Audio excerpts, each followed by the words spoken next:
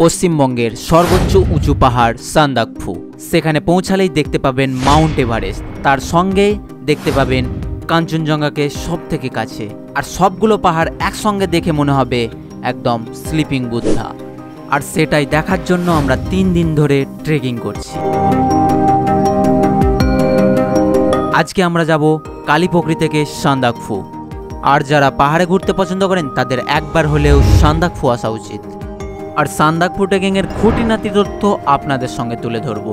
কি করে যাবেন ট্রেকিংয়ে, কোথায় থাকবেন, গাইড কী করে ম্যানেজ করবেন, আর কত খরচা, সব কিছুই আপনাদেরকে এই ভিডিওর মধ্যে তুলে ধরবো। তাহলে চলেন সান্দাকফু ট্রেকিং থেকে ঘুরে আসা যাক।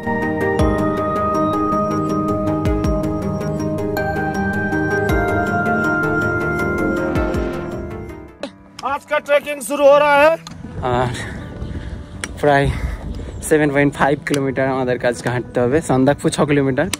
এই হচ্ছে গাড়িতে গেলেও যা অবস্থা।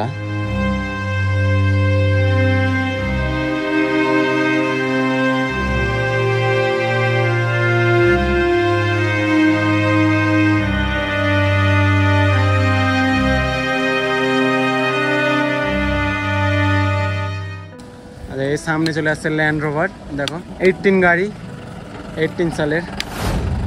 সামনে একটা পয়েন্ট এসছে, পয়েন্টের নাম বিকে বঞ্জান। ও বিকে বঞ্জান। তো এই হচ্ছে দেখো, এরা চাষ করেছে, এখানটায় ঘিরে রেখেছে। এর মধ্যে বাঁধাকপি চাষ করেছে, ধনে পাতা আর অনেক কিছুই চাষ করার মতো অপশান রেখেছে। ও ভালো লাগছে। এই হচ্ছে বিকে বঞ্জান।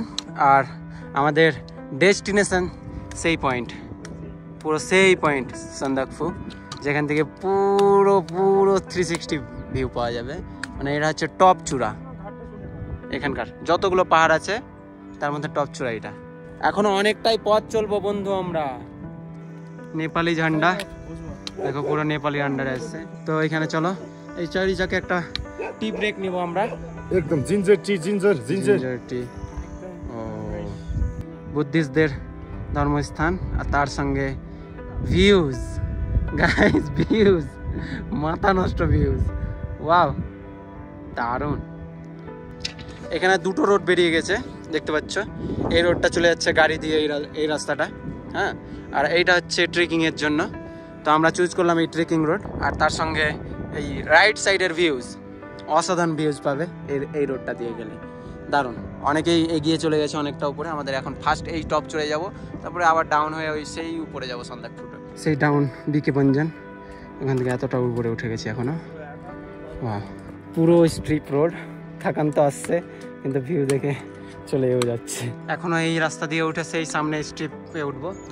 এখানকার গরুগুলো দেখো, প্রত্যেকের গলায় একটা করে ঘন্টা বাজিয়ে দিয়েছে, কারণ কোথায় গরু আছে না আছে কিছু বুঝতে পারবে না। গরু ছাগল সবারই এরকম আছে। এই দেখো ঘন্টা বাজছে।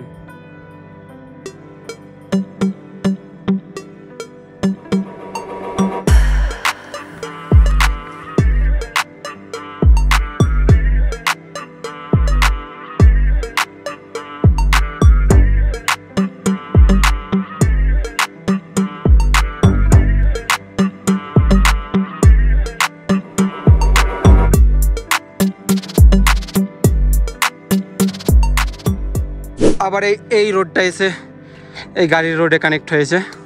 মোটামুটি অনেকটা শর্টকাট এইটা। তো আসল রোডের থেকে না ফিলটা এই রাস্তা দিয়ে আসছে সেরা। ও এ হচ্ছে সান্দাকফু, ওটা আরও 360।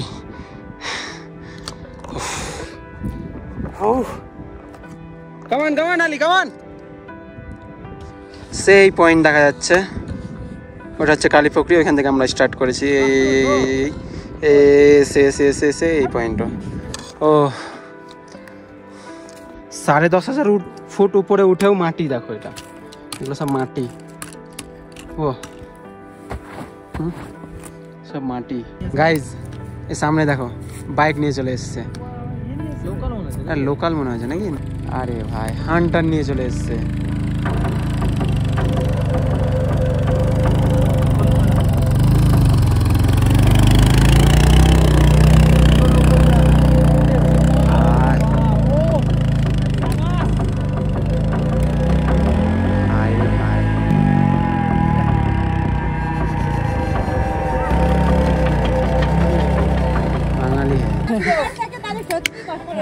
বাঙালি? হ্যাঁ। তো কোথা থেকে শুরু করলেন আপনারা? আমরা শিলিগুড়ি থেকে। শিলিগুড়ি আজকে? আমরা নরমালি বাইক নিয়েই আসি। তো আপনার এন্ট্রি কোথা থেকে হলো? হ্যাঁ, আমরা ফার্স্ট কাল দার্জিলিং গেছিলাম। আচ্ছা। দার্জিলিং থেকে পশুপতি গেছি, পশুপতি থেকে এন্ট্রি করিয়েছি, বানসার কাটিয়েছি, তারপর ইলাম এসছি, আবার ইলাম থেকে এখন যাব সান্দাকফু, সান্দাকফু থেকে আবার শিলিগুড়ি রিটার্ন কালকে ট্রেন আছে। বাড়ি কোথায়? বাড়ি কলকাতা। কলকাতা। ঠিক আছে, অল দ্য বেস্ট, সাবধানে যান। আপনারাও যান সাবধানে।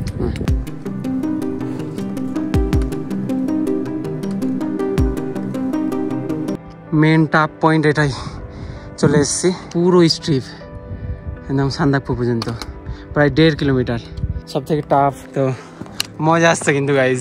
Yes guys, finally we are in Sandakphu guys.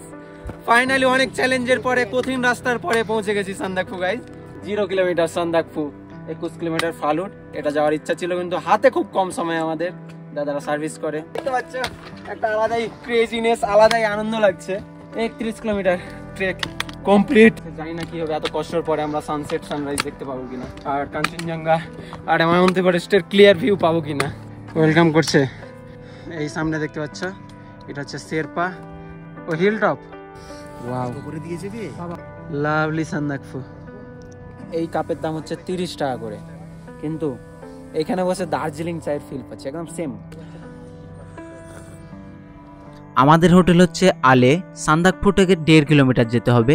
সান্দাকফুরের সমস্ত হোটেল বুক হয়ে গেছে। সান্দাকফুর হোটেল বুক করার জন্য প্রায় 2-3 মাস আগে থেকে প্রি প্ল্যান করতে হয়, আর আমরা এই প্ল্যান করেছিলাম মাত্র 5-6 দিনের মধ্যে। সেই জন্য আমাদের বুকিং হয়েছে আলের মধ্যে। আর সেখানে আমরা পাহাড়ি কুকুর দেখতে পাই, খুবই কিউট কুকুরটা। ম্যাগি আচ্ছা বাচ্চা, বাই। সেখানে আমরা দেখতে পাই জার্মানির একটা নাগরিক, তিনি জার্মান থেকে চলে এসেছেন সান্দাকফু ট্রেকিং করার জন্য। জার্মানি। ওয়াও। তার সঙ্গে কথা বলে বুঝতে পারি সে ইন্ডিয়ার ভিসা পায়নি, তার জন্য নেপালের ভিসা নিয়ে এই ট্রেকিংটা করার জন্য চলে এসেছে। এই ট্রেকিংটা নেপাল আর ইন্ডিয়ান বর্ডারের উপরে পড়ে, কিছু নেপালের গ্রাম আর কিছু ইন্ডিয়ান গ্রামের মধ্যেই স্টে করতে হয়। সেই সূত্রেই কিন্তু নেপালের ভিসা নিয়ে তিনি এই ট্রেকিংটা কমপ্লিট করছে। এটা কিন্তু বাংলাদেশিদের জন্যও প্রযোজ্য। ও, রুম থেকে ভিউ এখানে। ওয়াও। অবশেষে আমরা পৌঁছে দেই আমাদের হোমস্টে, আর সেখানে ফ্রেশ হয়ে আমরা বার হয়ে যাই সেখানকার সানসেট দেখার জন্য। আর মেঘ কিন্তু ক্লিয়ার ছিল না, আর সেটা টাইম ল্যাপস নেব আমরা। তো চলেন এবার মেন তথ্যতে আসি। আপনারা যদি সান্দাকফু ট্রেকিংয়ে আসতে চান তাহলে আপনারা সরাসরি কিছু কোম্পানির মধ্যেও কন্ট্যাক্ট করতে পারেন। সেখানে কিন্তু চার্জেসটা একটু বেশি, 9,000 9,500 টাকা মতো পড়ে। আমি সরাসরি কিছু গাইডের ফোন নাম্বার আমার ডেসক্রিপশানের মধ্যে প্রোভাইড করছি, সেখানেও আপনি কন্ট্যাক্ট করতে পারেন। সেটা কিন্তু অনেক কম খরচার মধ্যে হয়ে যাবে। আর যারা সান্দাকফুর প্ল্যান করতে চাইছেন, মে জুন জুলাইয়ের দিকে যাবেন, অথবা অক্টোবর থেকে নভেম্বর, এটা বেস্ট সময়। ভিডিওটা যদি ভালো লাগে অবশ্যই লাইক করবেন। তাছাড়াও যদি কোনো কোশ্চেন থাকে আপনারা কমেন্ট করতে পারেন, আমি অবশ্যই রিপ্লাই দেবো। দেখা হচ্ছে নেক্সট এপিসোডে। ততদিন ভালো থাকুন, সুস্থ থাকুন, খুদা হাফেজ।